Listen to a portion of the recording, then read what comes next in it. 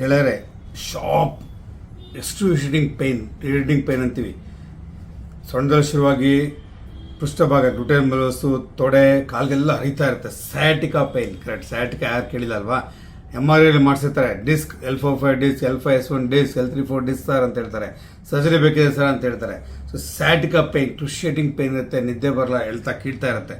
ಆ sciatica ಪೇನ್ನ fix ಮಾಡಬೇಕಾ 3 simple exercise ಹೇಳ್ತೀನಿ, ಮಾಡಿ.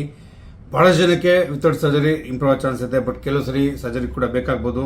MRI ಫೈಂಡಿಂಗ್ಸ್ ಮೇಲೆ ಡಿಪೆಂಡ್ ಆಗುತ್ತೆ. But before surgery non operative, ನಾನು 99% ಆಪರೇಷನ್ ಇಲ್ಲದೇ ಎಷ್ಟೊಂದು ಕೇಸಲ್ಲಿ ರೆಡಿ ಮಾಡಿದ್ದೀನಿ. ಯಾವ ರೀತಿ ಇಂಪಾರ್ಟೆಂಟ್ ಎಕ್ಸಸೈಸ್ ಮಾಡಬೇಕು ಅನ್ನೋದ ಹೇಳ್ತೀನಿ. ಖಂಡಿತ ಪೂರ್ತಿ ನೋಡಿ. ಸಯಾಟಿಕಾ ಪೇನ್ಗೆ ಒಂದು big relief.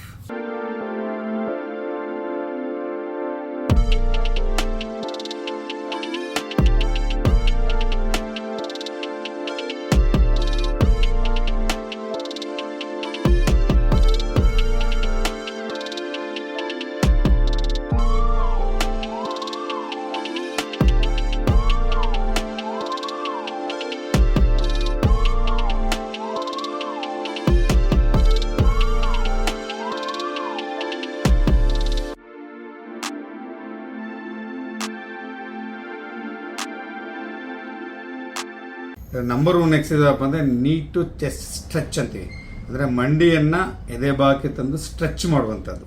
So simple exercise. ಈ ಸ್ಟ್ರೆಚ್ ಮಾಡೋದಂದ್ರೆ ಸ್ಟ್ಯಾಟಿಕ್ ನರ್ವ್ ಮೇಲೆ ಕೂಡ ಸ್ಟ್ರೆಚ್ ಕಡಿಮೆ ಆಗುತ್ತೆ, ಮತ್ತು ಗ್ಲುಟೆಲ್ ಮಸಲ್ಸ್ ಕೂಡ ಸ್ಟ್ರೈಟಾಗಿ ಸ್ಟ್ರೆಚ್ ಆಗುತ್ತೆ, ಮತ್ತು ಮಸಲ್ಸ್ ರಿಲ್ಯಾಕ್ಸ್ ಆಗುತ್ತೆ. ನೋಡಿ, ನಾನು ಹೇಳ್ತಿರೋ 3 ಎಕ್ಸಸೈಸು ಸಿಂಪಲ್ಲಾಗಿ ನಾರ್ಮಲ್ ಆಗಿ ಮಾಡಬೇಕು. ಜೊತೆಗೆ ಫೋರ್ಸ್ಫುಲ್ಲಾಗಿ ಅರ್ಜೆಂಟಾಗಿ ಮಾಡೋಕ್ಕೆ ಹೋಗಬೇಡಿ. ಸ್ಲೋ ಆಗಿ ಯೋಗಾಸನ ಥರ ಸ್ಟೆಪ್ ಬೈ ಸ್ಟೆಪ್ ನಿಧಾನಕ್ಕೆ ಮಾಡಿ. ಬ್ರೀತಿಂಗ್ ಮೇಲೆ ಕೂಡ ಕಾನ್ಸಂಟ್ರೇಟ್ ಮಾಡಿ. ಸಿಂಪಲ್ ಆಗಿ ಮಾಡುವಂಥದ್ದು ಭಾಳ ಇಂಪಾರ್ಟೆಂಟ್. ನೀಟು ಸ್ಟ್ರೆಚ್ ಎಕ್ಸಸೈಸ್ ಅಂದೆಲ್ಲ ಆರಾಮ ಮಾಡ್ಕೊಳ್ತೀರಾ, ಹೊಟ್ಟೆ ಮೇಲೆ ಮಾಡ್ಕೊಳ್ತೀರಾ, ಒಂದು ಮಂಡಿಯನ್ನು ಮಡ್ಚ್ಕೊಳ್ತೀರಾ, ಎದೆ ತನಕ ತೊಗೊಳ್ತೀರಾ, ಕಾಲು ಹಿಡ್ಕೊಂಡು ನಿಧಾನಕ್ಕಿಂತ ಪ್ರೆಸ್ ಮಾಡೋದು, ಸ್ಟ್ರೆಚ್ ಮಾಡೋದು. ನೀಟು ಚೆಸ್ಟ್ ಬ್ಯಾಕ್ ಗ್ರೌಂಡಲ್ಲಿ ಹಾಕಿರ್ತೀನಿ ನೋಡಿ, ಮಾಡಿ ಒಂದು 10-15 ಸೆಕೆಂಡ್ ಪೋಸ್ಟರ್ ಮೇಂಟೈನ್ ಮಾಡಿ ನಿಧಾನಕ್ಕೆ ಬಿಡಿ. ಇವೆಲ್ಲ ಸ್ಲೋ ಆಗಿ ಸ್ಟಡಿಯಾಗಿ ಮಾಡಬೇಕು. ಮತ್ತು ಆಲ್ಟರ್ನೇಟ್ ಇನ್ನೊಂದು ಕಡೆ ಸೈಡ್ ಮಾಡಿ, ರೈಟ್ ಸೈಡ್ ಮಾಡಿದ್ರೆ ಆಮೇಲೆ ಲೆಫ್ಟ್ ಸೈಡ್ ಮಾಡಿ. ಸೊ ಈ ಎಕ್ಸಸೈಸ್ನ ರೆಗ್ಯುಲರ್ಗೆ 31 ಸೆಕೆಂಡ್ 10-15 ಸರಿ ಮಾಡೋದು ಭಾಳ ಒಳ್ಳೆಯದು. ಸೊ ಈ ಸ್ಟ್ರೆಚ್ ಯಾವಾಗಲೂ ಹೇಳಿದಂಗೆ ಸಿಂಪಲ್ ಆಗಿ ಜೆಂಟಲ್ ಆಗಿ ಮಾಡಬೇಕು. ಫೋರ್ಸ್ ಆಗಿ ಅರ್ಜೆಂಟಾಗಿ ನೋವಾಗಿ ಮಾಡ್ಕೊಳ್ಳೋದು ಬೇಡ. ಆರಾಮಾಗಿ ಕೂಲಾಗಿ ರಿಲ್ಯಾಕ್ಸ್ಡ್ ಮೈಂಡಲ್ಲಿ ಮಾಡಿ. ಈ ಸ್ಟ್ರೆಚ್ ಮಾಡಿದಾಗ ನಿಮ್ಗೆ ಅವಾಗಲೇ ಹೇಳಿದಂಗೆ ಸ್ಯಾಟಿಕ್ ನರ್ವ್ ಮೇಲೆ ಸ್ವಲ್ಪ ರಿಲ್ಯಾಕ್ಸೇಷನ್ ಸಿಗುತ್ತೆ. ಸೊ ಸ್ಟ್ರೆಚ್ಚಲ್ಲಿ ಭಾಳಷ್ಟು ಅನುಕೂಲ ಆಗುತ್ತೆ. So simple stretch, neat chest stretch regular ಮಾಡಿ ಭಾಳ ಅನುಕೂಲ ಆಗುತ್ತೆ. ನಂಬರ್ 2 ಬಂದು ಪೈರಿಫಾರ್ಮಿಸ್ ಸ್ಟ್ರೆಚ್ ಅಂತ ಹೇಳ್ತೀವಿ. ಇದು ಸಿಂಪಲ್ ಎಕ್ಸಸೈಸು. ಪೈರಿಫಾರ್ಮಿಸ್ ಒಂದು ಮಸಲ್ಸ್ ಇದೆ, ನಾವು ಫೋಟೋ ಹಾಕಿರ್ತೀವಿ ನೋಡಿ. ಆ ಮಸಲ್ಸ್ ಕೂಡ ಕೆಲಸಲಿ ಸ್ಟ್ಯಾಟಿಕ್ ನರ್ವ್ ಮೇಲೆ ಪ್ರೆಷರ್ ಬೀಳುತ್ತೆ. ಪೈರಿಫಾರ್ಮ್ ಟಚ್ ಮಾಡೋದು ಕೂಡ ಆಗುತ್ತೆ. ಕೆಲಸ ಪೈರಿಫಾರ್ಮ್ ಸಿಂಡ್ರೋಮ್ ಅಂತ ಒಂದು ಕಂಡೀಷನ್ ಇದೆ. ಸೊ ಒಬ್ಬರು ಪೇಷಂಟು ಅವರು ಫಾರಿನ್ ಕಂಟ್ರಿಲ್ಲ ತೋರಿಸಿ ಭಾಳ ಸಫರ್ ಆಗಿ MRI ನಾರ್ಮಲ್ ಬರುತ್ತೆ, MRI ಡಿಸ್ಕ್ ಇರಲ್ಲ, ಬಟ್ ಪೈರಿಫಾರ್ಮಿಸ್ ಮಸಲ್ ಬರುತ್ತೆ, ಅಲ್ಲಿ ಆ ಪೈರಿಫಾರ್ಮ್ ಸಿಂಡ್ರೋಮ್ ಅಂತ ಹೇಳ್ತೀವಿ. ಆ ಮಸಲ್ಸಲ್ಲಿ ಅದನ್ನು ನರ್ವ್ ಎಂಟರ್ ಆಗ್ಬಿಟ್ಟಿರುತ್ತೆ, ಅವಾಗ ಕೂಡ ಸ್ಯಾಟಿಕ್ ಥರ ಪೇನ್ ಬರುತ್ತೆ. ಸೊ ಪೈರಿಫಾರ್ಮ್ ಸ್ಟ್ರೆಚ್ ಮಾಡೋದ್ರಿಂದ ಆ ರೀತಿ ಪೇನ್ ಇಲ್ಲ, ಸ್ಯಾಟಿಕ ಪೇನ್ ಕಡಿಮೆ ಆಗೋ ಚಾನ್ಸ್ ಇರುತ್ತೆ. ಸೊ ಆ ಒಂದು ಪೇಷಂಟ್ ಫಾರಿನ್ ಕಂಟ್ರಿಯಿಂದ ಬಂದಿದ್ರು, MRI ನಾರ್ಮಲ್ ಇತ್ತು. ಸೊ ಹಾಗಾಗಿ ಅದಕ್ಕೆ ಪೈರಿಫಾರ್ಮ್ ರಿಲೀಸ್ ಅಂತ ಮಾಡಿದ್ವಿ, ತೀರಾ ಜಾಸ್ತಿ ತಂದಿತ್ತು. ಹಾಗಾಗಿ ಅದು ರಿಲೀಸ್ ಮಾಡಿದಾಗ ತುಂಬ ರಿಕವರಿ ಆದರು. ಸೊ ನಮ್ಮ ರಕ್ಷಾ ಸೂಪರ್ ಸ್ಪೆಷಲ್ ಹಾಸ್ಪಿಟಲ್ ಆ ಥರ ಭಾಳ ಸಜೆಸ್ಟ್ ಆಗುತ್ತೆ. ಸ್ಯಾಟಿಕಾ ಪೇನ್ ಕೂಡ ರೆಗ್ಯುಲರ್ ಸಜೆಸ್ಟ್ ಮಾಡ್ತಿರ್ತೀವಿ. ಬಟ್ ಎಲ್ಲ ಆಪ್ಷನ್ಸ್, ಕನ್ಸರ್ವೇಟಿವ್ ಆಪ್ಷನ್ಸ್ ನೋಡಿ ಯಾವುದ್ರಲ್ಲಿ ಕಡಿಮೆ ಆಗಲಿ ಅಂದ್ರೆ ಲಾಸ್ಟ್ ಸ್ಟೆಪ್ ಅಷ್ಟೇ ಆಪರೇಷನ್ ಇಟ್ಕೋಬೇಕಾಗತ್ತೆ. ಸೊ ಪೈರಿಫಾರ್ಮ್ ಸ್ಟ್ರೆಚ್ ಭಾಳ ಸಿಂಪಲ್ಲು. ಹೊಟ್ಟೆ ಮೇಲ್ಮೇಲೆ ಮಾಡ್ಕೊಳ್ತಾ 2 ಮಂಡಿನ ಮಡಚಿ, ಒಂದು ಕಾಲನ್ನ ಸಪೋಸ್ ಈಗ ರೈಟ್ ಕಾಲನ್ನ ಆ್ಯಂಕಲ್ ತೊಗೊಂಡು ಲೆಫ್ಟ್ ನೀಯಲ್ಲಿ ಇಟ್ಕೊಳ್ಳಿ. ನಿಧಾನಕ್ಕೆ ಲೆಫ್ಟ್ ನೀಯನ್ನು ಈ ಥರ ಎಳೆಯುವಂಥದ್ದು, ಎಳೆದ್ಬಿಟ್ಟು ಹೊಟ್ಟೆ ಮೇಲೆ ಹೇಳ್ಕೊಳ್ಳುವಂಥ ಸ್ಟ್ರೆಚ್ ಮೇಲೆ ಒಂದು 10-15 ಸೆಕೆಂಡ್ ಮೇಂಟೈನ್ ಮಾಡಿ ಮತ್ತೆ ಬಿಡಿ. ಮತ್ತೆ ಎಳೀರಿ, ಒಂದು 10 ಸೆಕೆಂಡ್ ಮತ್ತೆ ಬಿಡಿ. ಈ ಥರ ಎಕ್ಸೈಸು. ಮತ್ತು ಉಲ್ಟಾ ಇನ್ನೊಂದು ಸೈಡ್ ಕೂಡ ಸ್ವಿಚ್ ಮಾಡೋದು, ಸೇಮ್ ಸೈಡ್ ಅದೇ ಥರ ಮಾಡ್ಕೊಳ್ತೀರಾ. 2 ಮಂಡಿ ಮಾಡಿಸ್ತೀರಾ. ಎಡಗಡೆ ಮಂಡಿನ ಬಲಗಡೆ, ಎಡಗಡೆ ಆ್ಯಂಕಲ್ ಜಾಯಿಂಟ್ನ ಬಲಗಡೆ ಮಂಡಿ ಮೇಲೆ ಇಡ್ತೀರಾ. ಬ್ಯಾಕ್ ಗ್ರೌಂಡಲ್ಲಿ ವೀಡಿಯೋ ಹಾಕೈತಿ ನೋಡಿ. ಮತ್ತೆ ಜೆಂಟಾಗಿ ಹೇಳ್ಕೊತೀರಾ, ಒಂದು 10 ಸೆಕೆಂಡ್ ಮೇಂಟೈನ್ ಮಾಡ್ತೀರಾ, ಮತ್ತೆ ಬಿಡ್ತೀರಾ. ಮತ್ತೆ ಇಟ್ಕೊಳ್ತೀರಾ, 10 ಸೆಕೆಂಡ್ ಮೇಂಟೈನ್ ಮಾಡ್ತೀರಾ, ಬಿಡ್ತೀರಾ. ಸೊ ಇದು ಪೈರಿಫಾರ್ಮ್ ಸ್ಟ್ರೆಚ್ ಎಕ್ಸಸೈಸ್. ಈ ಸ್ಟ್ರೆಚಿಂಗ್ ಎಕ್ಸಸೈಸ್ ಮಾಡಿದ್ರೆ ಪೈರಿಫಾರ್ಮ್ ಮಸಲ್ಸ್ ಎಲ್ಲ ಸ್ಟ್ರೆಚ್ ಆಗುತ್ತೆ, ಒನ್ ಸೈಡ್ ಗ್ಲುಟೆಲ್ ಮಸಲ್ಸ್ ಎಲ್ಲ ಸ್ಟ್ರೆಚ್ ಆಗುತ್ತೆ, ಅಲ್ಲಿ ಸ್ವಲ್ಪ ರಿಲ್ಯಾಕ್ಸೇಷನ್ ಆಗುತ್ತೆ, ಬ್ಲಡ್ ಫ್ಲೋ ಚೆನ್ನಾಗಿ ಇಂಪ್ರೂವ್ ಆಗುತ್ತೆ. ಸೊ ಸ್ಯಾಟಿಕಾ ಪೇನ್ ಕಡಿಮೆ ಆಗೋ ಚಾನ್ಸಸ್ ತುಂಬ ಜಾಸ್ತಿ ಇರುತ್ತೆ. Number 3 exercise cat cow stretch ಅಂತೀವಿ. ಕ್ಯಾಟ್ ಅಂದರೆ ಗೊತ್ತೇ ಬೇಕು, ಕೌ ಅಂದರೆ ಹಸು. ಕ್ಯಾಟ್ ಕೌ ಸ್ಟ್ರೆಚ್ ಅಂತ ಹಿಂದ್ಗಡೆ ಬ್ಯಾಕ್ ಗ್ರೌಂಡಲ್ಲಿ ವೀಡಿಯೋ ಹಾಕೈತಿ ನೋಡಿ, ಭಾಳ ಸಿಂಪಲ್ಲು. ಹೊಟ್ಟೆಯನ್ನು ದವಾಕ್ ಮಾಡ್ಕೊಂಡು 2 ಕೈ ಶೋಲ್ಡರ್ ಇಟ್ಕೊಳ್ತೀರಾ, ಮಂಡಿ ಮಡ್ಚಿರ್ತಾರೆ ಹಿಪ್ ಲೆವೆಲಲ್ಲಿ. ಸೊ ಕ್ಯಾಟ್ ಥರ ನೀವು ಹೊಟ್ಟೆ ಭಾಗ ಮೇಲೆ ಹೇಳ್ಕೊಂಡು ಸೊಂಟ ಮೇಲೆ ಕತ್ತಿಂಗ್ ಕೆಳಗಡೆ ಮಾಡುವಂಥದ್ದು. 10 ಸೆಕೆಂಡ್ ಮೇಂಟೈನ್ ಮಾಡಿ ಮತ್ತೆ ವಾಪಸ್ ಬನ್ನಿ. ಮತ್ತು ಕೌ ಥರ ಕತ್ತನೆ ಥರ ಮೇಲೆ ಮಾಡಿ ಸೊಂಟ ಭಾಗ ಕೆಳಗಡೆ ಮಾಡಿ ಈ ಥರ ಎತ್ತುವಂಥದ್ದು. ಹೊಟ್ಟೆ ಭಾಗನ ಕೆಳಗೆ ಮಾಡಿ. ಕ್ಯಾಟ್ ಕೌ ಸ್ಟ್ರೆಚ್ ಸಿಂಪಲ್ ಆಗಿ ಎಕ್ಸಸೈಸು, ಭಾಳ ಸುಲಭವಾಗಿ ಮಾಡ್ಬೋದು. ಇವನು ವೆಯ್ಟ್ ಇರೋ ದಪ್ಪ ಇರೋ ಕೂಡ ಮಾಡ್ಬೋದು. ಭುಜಂಗಾಸನ ಕೆಲವು ಕಷ್ಟ ಆಗೋದು, ಇದು ಭಾಳ ಸಿಂಪಲ್ ಎಕ್ಸಸೈಸ್ ಎಲ್ಲ ಮಾಡ್ಬೋದು. ಸೊ ಈ ರೀತಿ ಮಾಡಿದಲ್ಲೂ ಅಷ್ಟೇ ಕೂಡ ಸ್ಯಾಟಿನ್ ನರ್ವ್ ಮೇಲೆ ಸ್ಟ್ರೆಚ್ ಕಡಿಮೆ ಆಗುತ್ತೆ, ಪೆರಿಫರ್ ಮಸಲ್ಸ್ ಮೇಲೆ ಸ್ಟ್ರೆಚ್ ಕಡಿಮೆ ಆಗುತ್ತೆ, ಮತ್ತು ಗ್ಲೂಟೆಲ್ ಮಸಲ್ಸ್ ಎಲ್ಲ ಅನುಕೂಲ ಆಗುತ್ತೆ. ಸೊ ಸಿಂಪಲ್ ಎಕ್ಸಸೈಸು ಯಾರು ಬೇಕಾದ್ರೂ ಎನಿ ಟೈಮ್ ಮಾಡುವಂಥ ಎಕ್ಸಸೈಸು. ಏನಪ್ಪ ಅಂದರೆ ರೆಗ್ಯುಲರ್ ಮಾಡಬೇಕು, ಅದು important. So cat cow stretch ಕೂಡ ಒಂದು 15-20 ಸಲ ಮಾಡಿ. ನಾನು ಅವಾಗಲೇ ಹೇಳಿದಾಗ ಯಾವುದೇ ಎಕ್ಸಸೈಸು ನೋವಿದ್ದಾಗ ಮಾಡೋಕ್ಕೆ ಹೋಗ್ಬಾರ್ದು. ನೋವು ಕಡಿಮೆ ಆದ್ಮೇಲೆ ಮಾಡಬೇಕು, ಮತ್ತು ನೋವು ಜಾಸ್ತಿ ಆಗಿದ್ರೆ ಅವಾಯ್ಡ್ ಮಾಡಬೇಕು.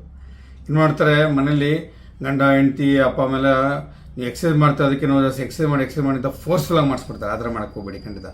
ಯಾವುದೇ ಎಕ್ಸಸೈಸ್ ಗೋಲ್ಡನ್ ರೂಲ್ ಏನಪ್ಪ ಅಂದರೆ ನೋವು ಜಾಸ್ತಿ ಆದರೆ ಅವಾಯ್ಡ್ ಮಾಡಿ, ಮತ್ತು ನೋವು ಕಡಿಮೆ ಇದ್ದಾಗ ಎಕ್ಸಸೈಸ್ ಮಾಡಿ. ನೋವು ಜಾಸ್ತಿ ಮಾಡೋಕ್ಕೆ ಹೋಗ್ಬೇಡಿ, ಇನ್ನೂ ನೋವು ಜಾಸ್ತಿ ಆಗ್ಬಿಡುತ್ತೆ. ಸೊ ಈ ಸಿಂಪಲ್ 3 ಎಕ್ಸಸೈಸ್ ಹೇಳಿದ್ದೀನಿ. ಸ್ಟ್ರೆಚಿಂಗ್ ಎಕ್ಸಸೈಸ್ ಸ್ಯಾಟಿಕಾ ಪೇನ್ಗೆ ಖಂಡಿತ ಮಾಡಿ, ಭಾಳಷ್ಟು ಜನಕ್ಕೆ ಇದರಿಂದ ಅನುಕೂಲ ಆಗುತ್ತೆ. ಹೇಳಿದ್ರೆ 3 ಸಿಂಪಲ್ ಆಗಿರುವಂಥ ಸ್ಟ್ರೆಚಿಂಗ್ ಎಕ್ಸಸೈಸ್ ಸ್ಯಾಟಿಕಾ ಪೇನ್ವರೆಗೆ ಭಾಳ ಹೆಲ್ಪ್ ಆಗುತ್ತೆ. ಲೋವರ್ ಬ್ಯಾಕ್ ಪೇನ್ವರೆಗೂ ಕೂಡ ಭಾಳ ಹೆಲ್ಪ್ ಆಗುತ್ತೆ. ಸಿಂಪಲ್ ಎಕ್ಸಸೈಸ್ ಏನಪ್ಪ ರೂಲ್ ಅಂದರೆ ಕನ್ಸಿಸ್ಟೆಂಟಾಗಿ ಮಾಡಬೇಕು, ರೆಗ್ಯುಲರ್ ಮಾಡಬೇಕು. ಮತ್ತು ಓವರ್ನೈಟ್ ಇವತ್ತು ಎಕ್ಸಸೈಸ್ ಮಾಡೋದು ನಾಳೆ ನಾವು ಕಡಿಮೆ ಆ ಥರ ಎಕ್ಸ್ಪೆಕ್ಟ್ ಮಾಡಿ. ಟೇಕ್ ಇಟ್ಸ್ ಓನ್ ಟೈಮ್ ಅಲ್ವಾ, ಟೇಕ್ ಇಟ್ಸ್ ಓನ್ ಟೈಮ್. ಬರ್ತಾ ಗ್ರ್ಯಾಜುವಲ್ ಕಡಿಮೆ ಆಗುತ್ತೆ.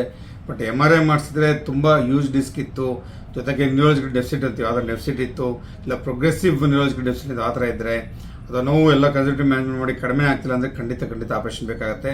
ಸೊ ಯಾವುದೇ ರೀತಿ ಎಕ್ಸಸೈಸ್ ಮಾಡೋಕ್ಕೆ ಮುಂಚೆ ದಯವಿಟ್ಟು ಒಂದ್ಸಲಿ ಕ್ವಾಲಿಫೈಡ್ ಆರ್ಥೋಪೆಡಿಕ್ ಸರ್ಜನ್ ತೋರಿಸಿ. ನಾನು ಡಾಕ್ಟರ್ ಮುರಳೀಧರ್ ಅಂತ ಆರ್ಥೋಪೆಡಿಕ್ ಸರ್ಜನ್ 25 ವರ್ಷದಿಂದ ರಕ್ಷಾ ಸೂಪರ್ ಸ್ಪೆಷಲ್ ಹಾಸ್ಪಿಟಲ್ ತುಮಕೂರಲ್ಲಿ ಪ್ರಾಕ್ಟೀಸ್ ಮಾಡ್ತಾ ಇದ್ದೀನಿ. ಅನುಕೂಲದಾಗ ಖಂಡಿತ ನಮ್ಮನ್ನ ಭೇಟಿ ಆಗ್ಬೋದು. ಇಲ್ಲ ನಿಮ್ಮ ಲೋಕಲ್ ಇರೋದು ಯಾವ ಡಾಕ್ಟರ್ ತೋರಿಸಿ, ಕ್ವಾಲಿಫೈಡ್ ಆರ್ಥೋಪೆಡಿಕ್ ಸರ್ಜನ್ ದಯವಿಟ್ಟು ತೋರಿಸಿ. ಅಥವಾ ನ್ಯೂರೋ ಸರ್ಜನ್ಸ್ ಕೂಡ ತೋರಿಸ್ಬೋದು. ಅವರು ನೋಡಿ ಡಯಾಗ್ನೋಸ್ ಮಾಡಿ, ಅವಶ್ಯಕತೆ ಇದ್ದರೆ MRI ಮಾಡ್ತಾರೆ, ನೋಡಿ ಯಾವ ಡಿಸ್ಕ್ ಇದೆ, ಎಷ್ಟು ಡಿಸ್ಕ್ ಇದೆ ಎಲ್ಲ ಹೇಳ್ತಾರೆ. ಅವರ ಪರ್ಮಿಷನ್ ತೊಗೊಂಡು, ಅವರ ಒಂದು ಸಜೆಷನ್ ತೊಗೊಂಡು ಆಮೇಲೆ ಎಕ್ಸಸೈಸ್ ಮಾಡೋಕ್ಕೆ ಶುರು ಮಾಡಿ. ಭಾಳಷ್ಟು ಜನಕ್ಕೆ ವಿತೌಟ್ ಸರ್ಜರಿ ಇಂಪ್ರೂವ್ ಆಗಿದ್ದಾರೆ. ಕೆಲವು ಕಂಡೀಷನ್ ಆವಾಗಲೇ ಹೇಳ್ದಂಗೆ ಯಾವುದೇ ರೀತಿಯ ಕನ್ಸರ್ವ್ ಟ್ರೀಟ್ಮೆಂಟಲ್ಲಿ ಇಂಪ್ರೂವ್ಮೆಂಟ್ ಆಗ್ತಾ ಇಲ್ಲ, ಅಥವಾ ನ್ಯೂರಾಲಜಿಕ್ ಡೆಫಿಸಿಟ್ ಜಾಸ್ತಿ ಆಗ್ತಾ ಬರ್ತಾ ಇದೆ, ಅಥವಾ ಆಲ್ರೆಡಿ ನ್ಯೂರಾಲಜಿಕ್ ಕಾರ್ಡೈಕೋನ ಸಿಂಡ್ರೋಮ್ ಅಂತ ಒಂದು ಕಂಡೀಷನ್ ಇದೆ. ಆ ಥರ ಕಂಡೀಷನ್ ಖಂಡಿತ ಬರೀ ಎಕ್ಸಸೈಸ್ ಮಾಡ್ತಾ ಕೂತ್ಕೊಳ್ಳೋದು ಬೇಡ, ಆಪರೇಷನ್ ಮಾಡಬೇಕಾಗತ್ತೆ. ಸೊ ಸೆಲೆಕ್ಟಿವ್ ಕೇಸಸಲ್ಲಿ ಆಪರೇಷನ್ ಮಾಡಬೇಕಾಗತ್ತೆ. ಬಟ್ ಭಾಳಷ್ಟು ಕೇಸ್ಗಳಲ್ಲಿ ವಿತೌಟ್ ಸರ್ಜರಿ ಇಂಪ್ರೂವ್ ಆಗೋ ಚಾನ್ಸ್ ಇರುತ್ತೆ. ಭಾಳಷ್ಟು ಜನ ಸ್ಯಾಟಿಕಾ ಪೇನ್, ಎಸ್ಪೆಷಲಿ ಈಗ ನಾನು ತುಮಕೂರು ಪ್ರಾಕ್ಟೀಸ್ ಮಾಡಿ, ತುಮಕೂರಿಂದ ಬೆಂಗಳೂರು ಎಷ್ಟು ಜನ 2 ವೀಲರ್ ಓಡಾಡ್ತಾರೆ. ಮೆಡಿಕಲ್ ಎಷ್ಟೊಂದು ಜನ ಸುತ್ತಮುತ್ತ ತುಮಕೂರು ಡಿಸ್ಟಿಕಲ್ಲಿ 2 ವೀಲರ್ ಓಡಾಡ್ತಿರ್ತಾರೆ. ಸೊ ಸಿಕ್ಕಾಡ ಬೆನಿಕ್ ಸ್ಟ್ರೈನ್ ಆಗುತ್ತೆ. ಸ್ಯಾಟಿಕಾ ಭಾಳ ಕಾಮನ್ ಆಗಿದೆ. ಪೂರ್ತಿ ವಿಡಿಯೋ ನೋಡೋದಕ್ಕೆ ಧನ್ಯವಾದಗಳು. ಒನ್ಸ್ ಸ್ಯಾಟಿಕಾ ಪೇನ್ ಯಾರಿಗಿದೆ, ಬೆನ್ನು ಯಾರಿಗಿದೆ, ದಯವಿಟ್ಟು ಈ ವಿಡಿಯೋನ ಫಾಲೋ ಮಾಡಿ. ಅವ್ರಿಗೂ ಲೈಕ್ ಮಾಡೋಕ್ಕೆ ಹೇಳಿ, ಶೇರ್ ಮಾಡಿ, ಸಬ್ಸ್ಕ್ರೈಬ್ ಮಾಡಿ. ಒಂದು ವಾಟ್ಸಪ್ ಗ್ರೂಪ್ ಇದೆ ಕೂಡ, ಅದನ್ನು ಲಿಂಕ್ ಹಾಕಿರ್ತೀನಿ. ಅದನ್ನು ನೀವು ಜಾಯ್ನ್ ಆಗ್ಬೋದು. ಹೆಲ್ತ್ ಟಿಪ್ಸ್ ಕೊಡ್ತಾ ಇರ್ತೀವಿ. ಜೊತೆಗೆ ಇನ್ಸ್ಟಾಗ್ರಾಮ್ ಹ್ಯಾಂಡಲ್ ಕೂಡ, ಅದನ್ನು ಕೂಡ ಫಾಲೋ ಮಾಡಿ. ಒನ್ಸ್ ಅಗೇನ್ ಪೂರ್ತಿ ವಿಡಿಯೋ ನೋಡೋದಕ್ಕೆ ಧನ್ಯವಾದಗಳು. ಇವಾಗಲೇ ಸ್ಯಾಟಿಕಾ ಪೇನ್ಗೆ ಇದನ್ನು ಫಾಲೋ ಮಾಡಿ, ಮರೆದೇ ಈಗಲೇ ಲೈಕ್ ಮಾಡಿ, ಶೇರ್ ಮಾಡಿ, ಮತ್ತು ಸಬ್ಸ್ಕ್ರೈಬ್ ಮಾಡಿ. All the best.